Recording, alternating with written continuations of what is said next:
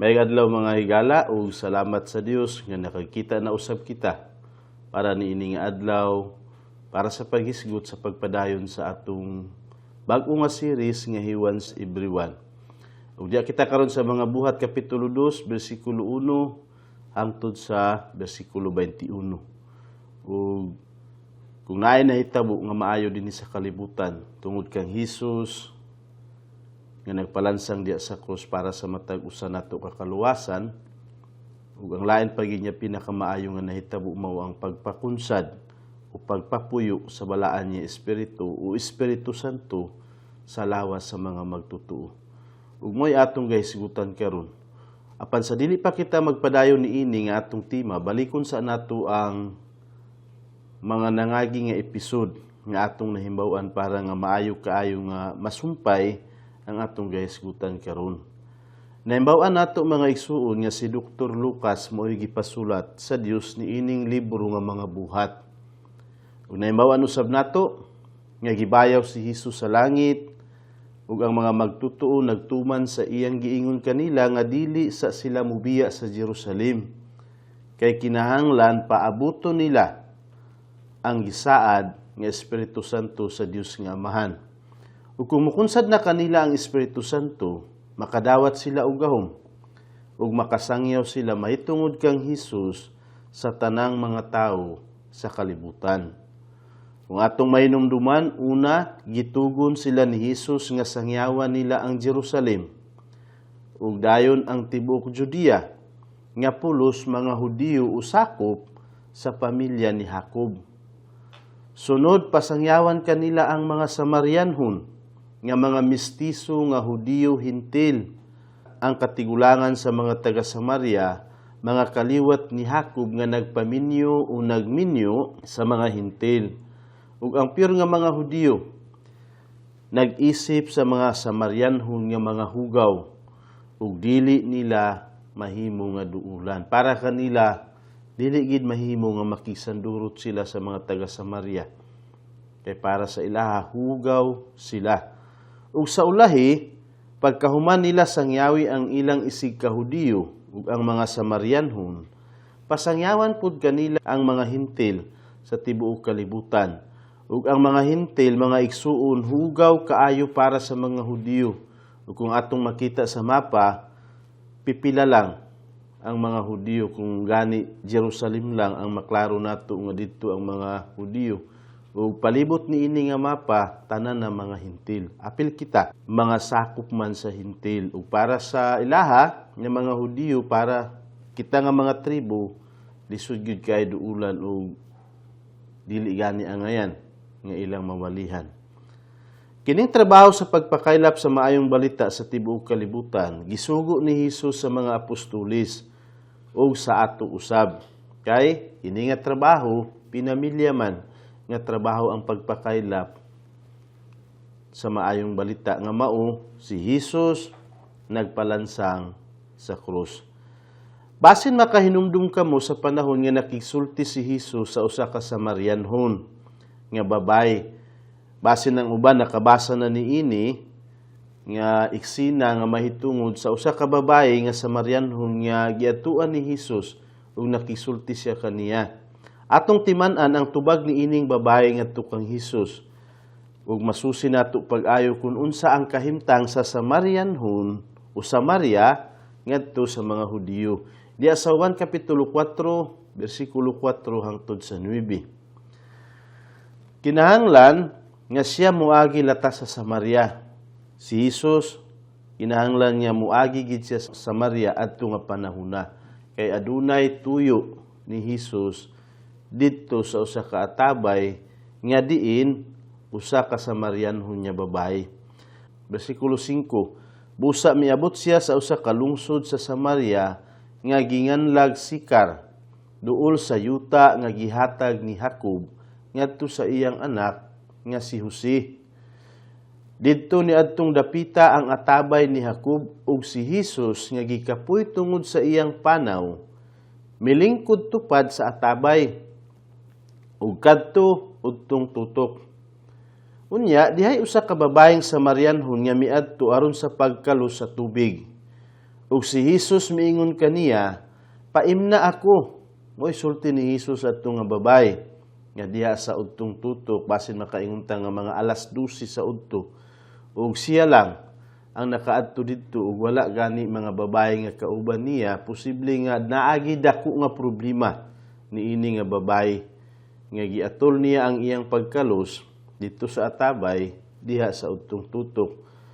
Miingon si Jesus kaniya, paimna ako, diha sa bersikulo 8. Niadtong tungura ang iyang mga tinun-an nangadto sa lungsod aron sa pagpalit ug makaon. Ang babaeng Samarianhon miingon kaniya, naunsa ba nga ikaw nga usa ka Hudiyo nangayo og mainom gikan kanako nga usa ka babaeng Samarianhon? Tungod kay ang mga Hudiyo dili makigsandurot sa mga Samarianhon. Mo'y kahimtang busa na tingala kini usa ka babae nga si Jesus, Hudiyo, nganong nakaako siya sa pagpakisulti ni ining usa ka babae nga Samarianhon. Klaro nga dili maayo ang pagtinagdanay sa mga Hudiyo ug sa mga Samarianhon, pinaagi ni ini nga nahitabo. Apan gusto gihapon ni Jesus nga sangyawan sila. Gihatagan sila ni Jesus ug higayon nga maluwas.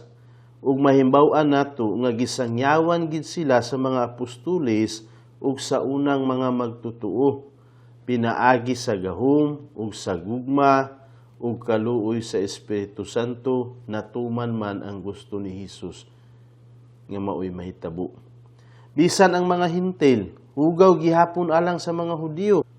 Basahon sa nato ang nahitabo panahon nga nakaadto si Pedro sa balay sa usa ka hintil nga mao si Cornelio. Mubasa kita sa mga buhat kapitulo 10, bersikulo 24 hangtod sa 28. Una-una kini nga paghisgot ni ini nga buhat kapitulo 10 para nga atong masabot nga ang mga hintil hugaw gihapon para sa mga Hudiyo. Bersikulo 24. Ug sa pagkasunod adlaw miabot sila sa Cesarea, si Pedro ug ang duha ka sinugo ni Cornelio. Si Cornelio nga nagpaabot kanila, nagpatigom sa iyang mga kadugo ug suod nga mga higala, andam sila para sa pagdawat kang Pedro adto nga higayuna. Sa pagsulod ni Pedro, si Cornelio misugat kaniya ug mihapa sa iyang tiilan ug misimba kaniya. Apan gipatindog siya ni Pedro nga nag-ingon, tindog, tao usab ako. Ug sa nakigsulti siya kaniya, siya misulod ug nakita ang daghang mga tawo nga nagkatigom. Ug siya miingon kanila, kamo gayud nahibalo nga supak sa balaod alang sa usa ka Hudiyo ang pagpakigsuod o pagpamisita kang bisan kinsa nga tagalaing nasud. Mo'y sulti ug giprangka ni Pedro, nasayod mo, nakabalo mo nga para sa balaod sa mga Hudiyo gidili man. Bawal makisuod o bawal ang pagpamisita sa mga bisan kinsa nga tagalaing nasud. Apan ang Dios nagpakita kanako nga kinahanglan, dili ako magtawag kang bisan kinsa nga dili putli o hugaw. Mga igsuon, gikan niini nga bersikulo, klaro gihapon kaayo nga hugaw alang sa mga Hudiyo ang mga hintil, sama kang Cornelio. Apan mahimbaw-an nato sa atong pagtuon sa mga buhat, sa unahan niya mga pagtuon nato, daghan pa ang atong mahibaluan, gikan niini nga bersikulo nga giwalihan gid sila sa mga Hudiyo. Apan kinahanglanon kaayo nila ang Espiritu Santo para niining gisugo ni Jesus kanila nga trabaho. Balikan nato ang atong tema sa mga buhat, ang buhat kapitulo 1 bersikulo 8. Una, walihan ang Jerusalem, dayon ang Judea, ang Samaria, hangtod sa tibuok kalibutan. Ug pinaagi ni ining atong pagtuon kining tanan mahitabo pinaagi sa Espiritu Santo nga mopuyo sa lawas sa mga magtutuo. Kung wala ang Espiritu Santo mga igsuon, wala sila'y mahimo. Bisan gani ang pagpanumbalay, di gid nila mahimo. Ang pagpamisita kay gidili man sa ilang balaod. Karon Sugdan nato ang pagbasa diya sa kapitulo 2 sa mga buhat para nga masayra nato ang pagkunsad sa balaan o Espiritu Santo diya sa mga magtutuo nga maoy gisulti ni Hesus kanila nga dili sa kamumubiya sa Jerusalem ug paabutan ninyo ang gisaad sa Dios nga Amahan diha sa matag usa kaninyo. Mubasa kita sa bersikulo 1 hangtod sa 4. Sa pag-abot sa adlaw sa Pentekostes, silang tanan nagkatigom sa usa ka dapit ug sa kalit dihay tingog gikan sa langit nga sama sa huro sa kusog nga hangin ug milukop sa tibuok balay, diin didto sila naglingkod. Unya dihay mipakita kanila nga mga dila nga daw kalayo nga naapod-apod ug diha sa ibabaw sa matag usa kanila ug silang tanan napuno sa Espiritu Santo ug misugod sa pagsulti sa laing mga pinulungan sumala sa gipalito kanila sa Espiritu. Mga igsuon katingalahan kay kining nahitabo sa adlaw sa Pentekostes. Nganuman mao kini mikunsad ang Espiritu Santo sa lawas sa mga magtutuo nga daw purma ug mga dila daw kalayo nga naapod-apod sa ilang matag usa. Mga igsuon, ang Pentekostes 50 ka adlaw gikan sa kasaulugan sa pagsaylo. Ug nahimbaw-an nato nga nagpakamatay si Hesus sa adlaw sa kasaulugan sa pagsaylo. Kung atong mahinumduman, matag tuig, gasaulugon kini sa mga Hudiyo aron sa paghinumdum sa pagsaylo sa Dios sa kamagulangang anak sa ilang mga katigulangan dito sa Ehipto. Kung atong mahibaluan o atong hinumduman, nahitabo kini nga kasaulugan dito sa Ehipto nga mao ang gisugo sa Dios kanila nga aron dili mamatay ang inyong mga kamagulangan, kinahanglan mag-ihaw kamo og karniro nga walay depekto ug ang dugo sa luron ug ihidhid sa kada marko. Ug sugod adto hangtod karon nga mga panahon nagatumano nila kini ang pagsaulog o kasaulugan sa pagsaylo. Sa ato pa ang Pentekostes gikan sa kasaulugan sa pagsaylo ika-50 ug maog ang ganganlan og Pentekostes. Nabanaw si Hesus sa ikatulong adlaw gikan sa iyang pagpakamatay ug gikan sa iyang pagkabanhaw siya nagpakita ngadto sa mga apostoles ug sa ubang mga tawo sulod sa 40 ka adlaw. Sa ato pa 43 gikan siya namatay tulo ka adlaw nabanhaw ug naaday 40 nga nagpakita siya sa daghang mga tawo ug sa mga apostoles. Kung atong hunaon 43. Sa ato pa, gibayaw si Hesus sa langit diha sa ika-43 ka adlaw gikan sa iyang pagpakamatay. Nga mauusab ang ika-43 ka adlaw gikan sa kasaulugan sa pagsaylo. Ug sa dihang gibayaw na si Hesus sa langit, milabay pa ang 7 ka adlaw ayha pa ang Pentekostes, ang ika-50 ka adlaw gikan sa kasaulugan sa pagsaylo. Ug niining adlaw sa Pentekostes, ang tanang magtutuo nagtigom sa usa ka dapit. Wala inuon nato maklaro kung asa sila nga dapit. Basta ang tanang magtutuo natigom sila ana nga mga taknaa. Ug kalitra. Kalitra na ay haguros gikan sa langit nga milukop sa tibuok balay nga ilang gitiguman nga daw kusog nga huros sa hangin. Mo ilang nabati. Unya nakakita sila kalayo nga purma sa mga dila nga nagtungtong sa matag usa kanila. Maoy nahitabo niini nga taknaa. Timaan kini nga mikunsad na kanila ang Espiritu Santo.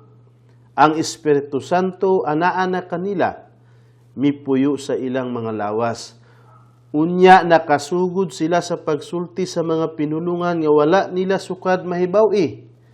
Mga insakto kini nga pinulungan kay makabasa kita sa mga buhat kapitulo 2 bersikulo 8 hangtod sa 11 kung unsa kini sila nga mga pinulungan nga gihisgutan o gisulti sa mga apostoles o sa ubang mga magtutuo adto nga adlaw sa Pentecoste.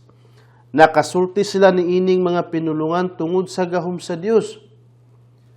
Ug dako kaayo kini nga katingalahan. Sukad-sukad wala man sila mahibalo sa pagsulti sa lain nga mga nasod nga pinulungan, apan dinhi nahimo nila pinaagi sa Espiritu Santo nga nakakunsa diha kanila. Ang mga dila nga daw kalayo nga miapud-apud sa ibabaw sa matag usa kanila, ug ang dako nga huros nga sama sa kusog nga hangin, kausara kini ihatag sa Dios nga timaan. Wala kini maotro. Didto ra nga mga panahuna adtong adlaw sa Pentecostes. Timaan kini nga adtong taknaa, adtong Pentecostes nagsugod na ang pagpuyo sa Espiritu Santo. Diha sa lawas sa tanang mga tawo nga mituo kang Hesus. Ikaw ug ako mga igsuon. Sa atong pagtuo kang Hesus, diretso na mipuyo ang Espiritu Santo diha sa atong mga lawas ug walay mga dila, walay mga porma daw kalayo nga mikunsad kanato ug wala usab kita ipasulti sa laing mga pinulungan nga sama sa nahitabo sa mga apostoles niini nga taknaa. Karon kita kung makatuo kita diretso mupuyo ang balaang Espiritu o Espiritu Santo sa atong mga lawas. Ug dili man kinahanglan nga makakita kita daw kalayo nga mutungtong sa atong mga ulo. Dili kinahanglan nga makasulti kita laing pinulungan. Gawas niini sa panahon sa mga apostoles. Lahi ang sugod nga pagkunsad sa Espiritu Santo diha sa mga magtutuo kaysa karon nga pagpuyo niya kanato sa dihang mituo kita kang Hesus. Lahi man kaayo. Wala kitay mabati. Wala kitay makita nga huros sa hangin, wala kitay makita nga daw kalayo. Pero nasayod kita nga kung nakatuo ka kang Hesus, direkta ang balaang Espiritu mupuyo diya sa lawas sa mga magtutuo. Bisan sa imo usab, ipuy-an ka man sa Espiritu Santo. Mudalikat sa tapaghisgot sa Espiritu Santo sa panahon sa daang kasabutan.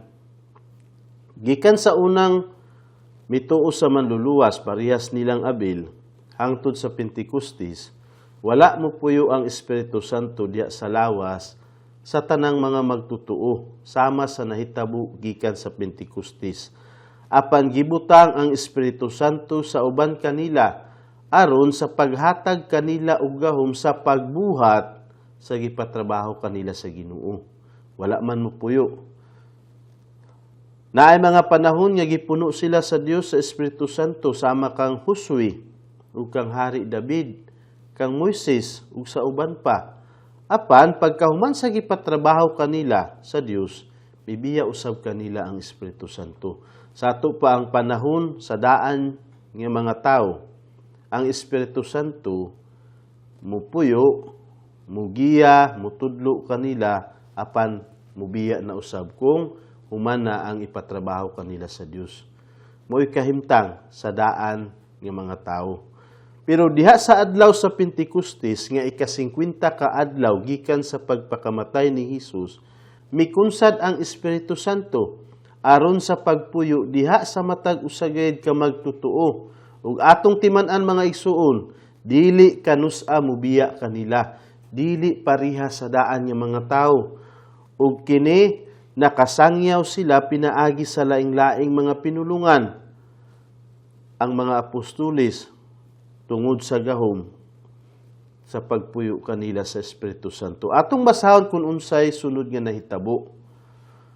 Diya sa mga Buhat Kapitulo 2, versikulo 5 hangtod sa 13. Niadtong panahona, didto'y mga nagpuyo sa Jerusalem, mga taong relihiyoso, mga matinahuron sa Dios, relihiyoso, Dios nun, gikan sa tanang nasod ubos sa langit. Ug tungod ni ini nga kabanha, ang daghang mga tawo nagpundok ug sila nangalibog kay ang matag usa kanila nakadungog nga gisulti ang ilang kaugalingong sinultihan. Gikan adtong mga magtutuo nga nagpundo sa usa ka dapit.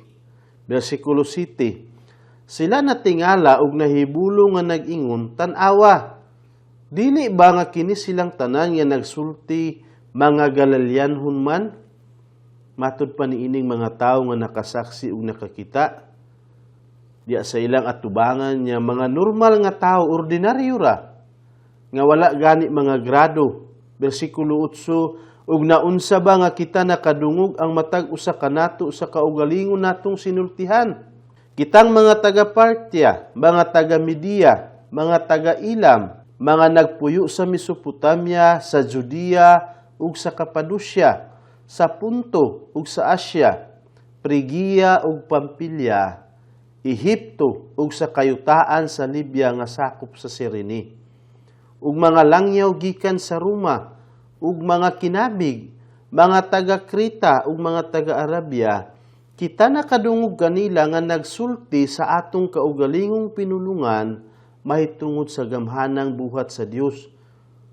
Ug ang tanan na hibulong ug nangalibog nga nag-ingon sa usa ug usa. Unsa man kahay gipasabot niini, matud pa nila. Apan ang uban nga nagbugal-bugal miingon, sila nangahubog sa tamis nga bino. Adili ka kawala ang mga pagbugal-bugal, di ba? Bisan niini nga taknaa. Nakita nila ang aktual nga nahitabo mismo sa mga apostolis nga nakasulti sila og lain-laing pinulungan. Wala sukad nila kahibaw apan didto nga taknaa nakasulti sila. Mga igsuon, daghan niadto ang mga Hudiyo nga nakabisita sa Jerusalem gikan sa halos tanan nga mga nasud sa kalibutan nga ilang naabrudan. Kay moapil sila sa pagtuman sa kasaulugan sa pagsaylo sa Jerusalem o sa adlaw sa Pentecostes. Para kanila importante kini nga mga kasaulugan. Busa bisan asa nga dapit ang Hudiyo muadto gyud dito sa Jerusalem para sa pagsaulog. O ginganlan ang mga nasod nga diin sila nagikan sa mga buhat kapitulo 2 bersikulo 9 hangtod sa 11. Ug kining mga bisita nga gikan sa halos tanan nga mga nasod sa kalibutan nakaapil sa mga taga Jerusalem sa pagsinggit nga ilansang si Jesus diya sa krus. Presko pa kaayo sa ilang mga panghuna-huna nga 50 pa kaadlaw gikan nga si Jesus gilansang nila sa krus, tanan sila misinggit nga si Jesus silutan og kamatayon. Kining panon nga nagpalansang ni Jesus sa krus, sagol mga lumulupyo sa mga Hudiyo ug mga langyaw usab nga mga Hudiyo. Ug silang tanan, niini nga taknaa, nakadungog sa huros nga sama sa kusog nga hangin ug nakadungog nilang Pedro nga gasulti sa mga sinultihan sa tanang mga nasod nga ilang natawhan sa abrod. Busa nahibulong sila ug natingala. Nagsulti silang Pedro mahitungod sa gamhanan nga mga buhat sa Dios, isip ga propesiya. Basin, ang gamhanang mga buhat sa Dios nga ilang gisangyaw mahitungod sa paghatag sa Dios kang Hesus ngadto sa kalibutan, ug mahitungod sa iyang pagpakamatay ug pagkabanhaw aron nga ang mga tawo makadawat og kaluwasan. Basin mao'y usa nga gipropesiya niini nga mga magtutuo. Ug ang katawhan nahibulong pag-ayo ug nalibog niining katingalahan kay nga hitabo. Sukad-sukad, wala sila'y nasaksihan. Kini lang ang mga panghitabo. Nag-ingon sila nga dili ba mga Galileanhon man kining tanan nga nagsulti? Natiman-an nila nga mga ordinaryo ra nga tao silang Pedro nga wala gani mga grado. O wala nila kasabot kung ngano nakabalo sila sa tanang mga pinulungan sa matag nasud sa kalibutan. Wala makaadto. Si Pedro sa Partya, Media, Mesopotamia, wala man siya makaadto. Busa nahibulong og natingala ang mga tawo nga gikan didto nga karon nasaksihan nila nga kining mga apostolis ug ubang mga magtutuo nakasulti sa mga pinulungan nga ilang naabrudan. Busa gitapukan nila silang Pedro aron sa pagsusi niini ug nagpangutan anay sila nga unsa man kahay gipasabot niini, unsay nahitabo nganong nakasulti sila sa laing-laing mga pinulungan. Andam sila sa pagpaminaw sa imensahe kanila ni Pedro. O gahangad sila kang Pedro aron ilang mahimbawan ang hinungdan ni adtong dako kaayo nga kahibulungan. Nakadungog sila sa huros sa hangin. Ug dayon nakasulti ang mga apostoles, mga magtutuo sa lain-laing pinulungan, busa gidugukan nila silang Pedro ug andam sila sa pagpamati para masabot nila kung unsay nahitabo. Giandam sa Espiritu Santo ang kasing-kasing sa matag usa kanila. Ang uban nagbugal-bugal ra, nga miingon nga hubog ra sila sa tamis nga bino. Apan ang kadaghanan gigutom sa pulong sa Ginoo. Atong basahon kung unsay gisulti ni Pedro kanila, pinaagi sa balaan o Espiritu Santo nga nagpuyo na sa lawas ni Pedro. Basa kita sa mga buhat Kapitulo 2, versikulo 14, hangtod sa 18. Apan si Pedro nga nagtindog uban sa napulo ug usa, mipatugbaw sa iyang tingog ug misulti kanila, mga Hudiyo, ug kamong tanan nga nagpuyo sa Jerusalem, sabtan ninyo kini ug pamatian ninyo ang akong mga pulong. Matud pa ni Pedro. Kay kining mga tawhana dili mga hubog, sumala sa inyong gihuna-huna. Kay ikasiyam pa lamang nga takna sa buntag ni ining adlaw. Gitubag niya ang mga sayop nga huna-huna sa uban niya mga tawo nga nagbugal-bugal kanila. Bersikulo 16, apan mao kini ang gisulti sa propeta nga si Joel, ug mahitabo sa katapusang mga adlaw nag-ingon ang Dios nga ako magbubo sa akong espiritu ngadto sa tanang katawhan. Ug ang inyong mga anak nga lalaki ug mga anak nga babaye magpropesiya, ug ang inyong mga batang-ong lalaki makakita, ug mga panan-awon, ug ang inyong mga tigulang nga lalaki magdamgo ug mga damgo. Ni anang adlaw sa akong mga sulugoong lalaki ug sa akong mga sulugoong babaye, ako magbubo sa akong espiritu ug sila magpropesiya. Sulti ni Pedro ngadto sa atubangan sa daghang mga tawo nga nagpakisayod kung unsay gipasabot niini. Sa ato pa, mitindog si Pedro uban sa 11 niyang kauban nga apostoles. Ug sa kusog nga tingog, iyang gisultihan ang mga Hudiyo nga gikan sa laing mga dapit ug mga lumulupyo sa Jerusalem nga dili sila mga hubog nga sama sa giingon sa uban. Kay ngano, alas 9 pa lamang sa buntag, mao isulti ni Pedro. Unya, gisultihan sila ni Pedro nga ang ilang nakita ug ang ilang nadungog, mao ang katumanan sa gipropesiya ni propeta Joel. Mga igsuon, ayaw kalimti ang atong nahibaw-an nga ang mga Hudiyo sinati kaayo sa mga propesiya ug sa tanang mga propeta. Kay ngano? Kay kaugalingon man nilang mga katigulangan ang mga propeta. Katribo nila. Ug diha sa pagtigom nila sa adlaw igpapahulay, diha sa mga sinaguga, pirmi nila kini kahisguti. Busa, silang tanan nakabalo sa gipropesiya ni Joel. Kay mao ang gihisgutan ni Apostol Pedro. Gamay ra ang atong nahimbawan may tungod sa mga propeta, kay dili man kita mga Hudiyo. Apan ang mga Hudiyo nakabalugid sila pag-ayo. Busa, pagsulti ni Pedro nga gakasaksihan nila ang pagkatuman sa gisulti ni propeta Joel, siguro nga nakurat sila pag-ayo ug misamot ang ilang pagkatingala. Giingnan sila ni Pedro nga nahiabot na ang katapusang mga adlaw ug siguro nga misamot pa niini ang pagkalibog sa mga Hudiyo. Ug giingnan sila ni Pedro nga gibubo na ang Espiritu Santo. Sa kalibutan sumala sa gisulti sa Dios pinaagi kang propeta Joel nga mahitabo. Ug mga saksi gani sila niini. Adto gani nga adlaw, nadungog sa katawhan ang pagpropesiya nilang Pedro.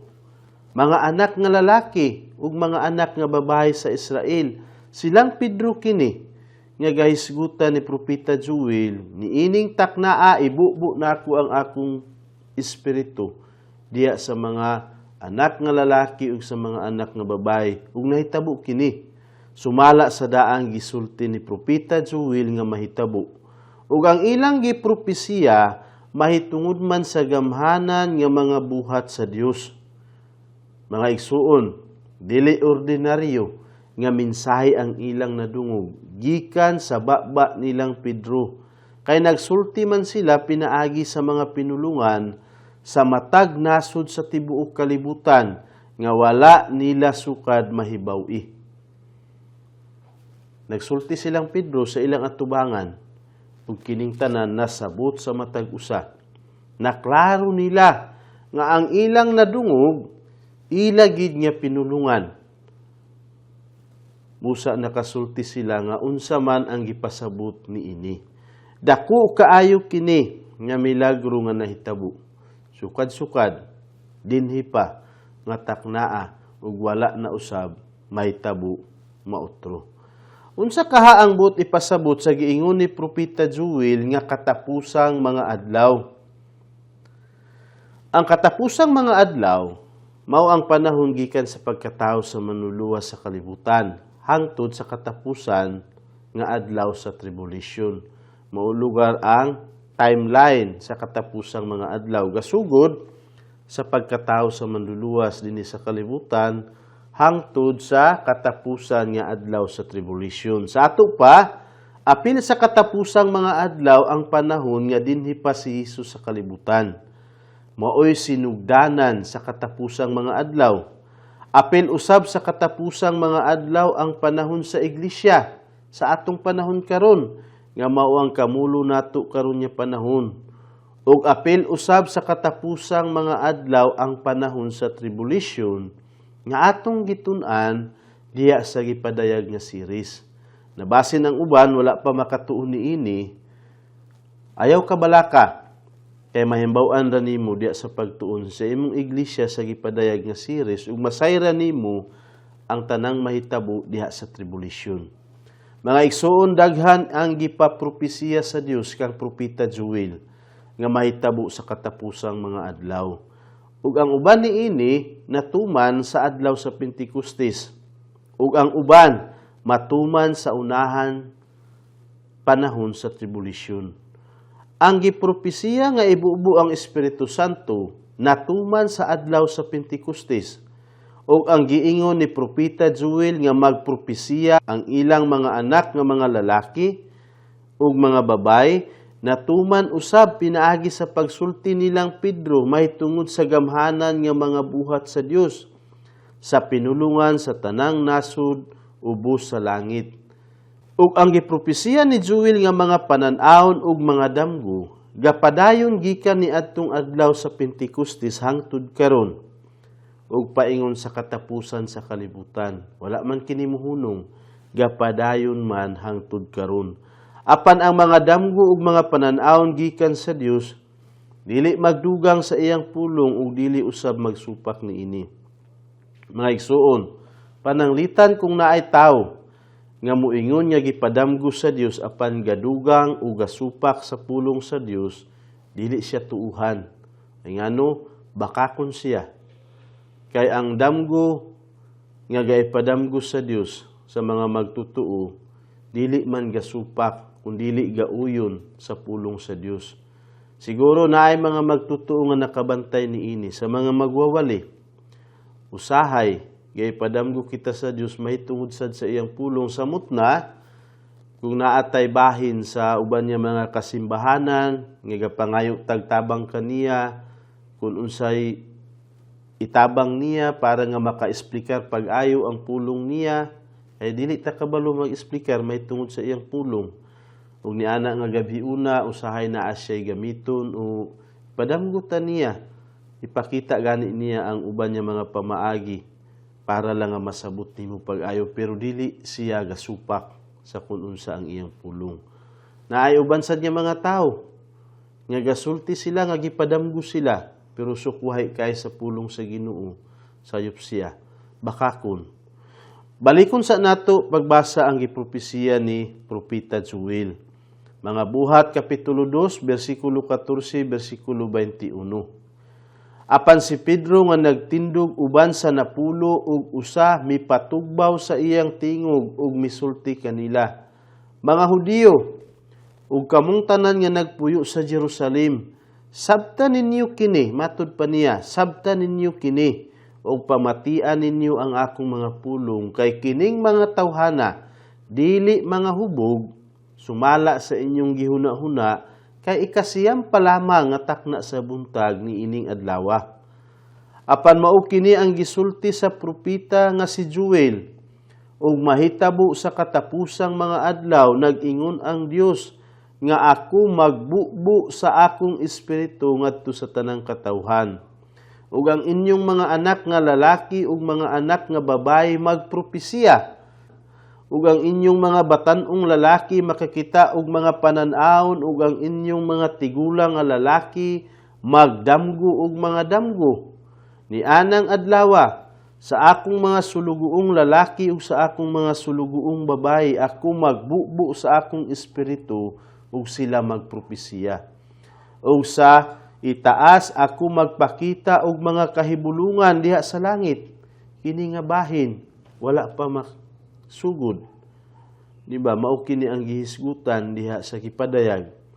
Bersikulo 19, "Ug sa itaas ako magpakita og kahibulungan diha sa langit, ug sa ubos ug ang mga ilhanan diha sa yuta, dugo ug kalayo, ug gabon nga aso. Ang adlaw mahimong kangit-ngit, ug ang bulan mahimong dugo." Uyaw kaay kini nga mga panghitabo. Sa dili pa moabot ang adlaw sa Ginoo nga dako ug dayag, ug mahitabo nga si bisan kinsa nga magtawag sa ngalan sa Ginoo maluwas, matud pa ni Pedro. Mahitabo nga si bisan kinsa nga magtawag sa ngalan sa Ginoo maluwas. Ang gipropesiya ni propeta Joel gikan sa bersikulo 19 hangtod sa 20, matuman pa sa unahan, panahon sa tribulation. Mga igsuon, ang adlaw sa Ginoo mao ang makapalisa nga adlaw, nga diin banhawon sa Ginoo ang tanang wala maluwas, gikan sa tanang kapanahunan, ug hukman niya sila ug itambog sila ngadto sa linaw nga kalayo. Makita nato dinhi nga na ang libro sa kinabuhi, ang record sa mga binuhatan, din makita nato nga nagparid ang daghan nga mga wala maluwas. Gaatubang dito sa dako ug puti nga trono, ug si Hesus mismo mao ang gahukom kanila.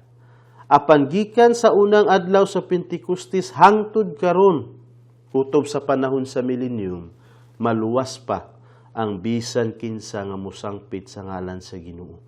Mga igsoon, ang kaluwasan abri pa. Ang kaluwasan pwede pa karon nga mga taknaa. Ayaw hulata nga moabot ka diha sa unahan, nga usa ka nga makaatubang sa naglingkod sa dako ug puti nga trono nga silutan didto sa linaw nga kalayo. Mga igsoon, salamat sa atong panahon karon, ug sunod nga mga pagtuon atong hisgutan kung unsay sunod nga nahitabo sa pagsulti ni Pedro at tubangan sa daghan nga mga tawo.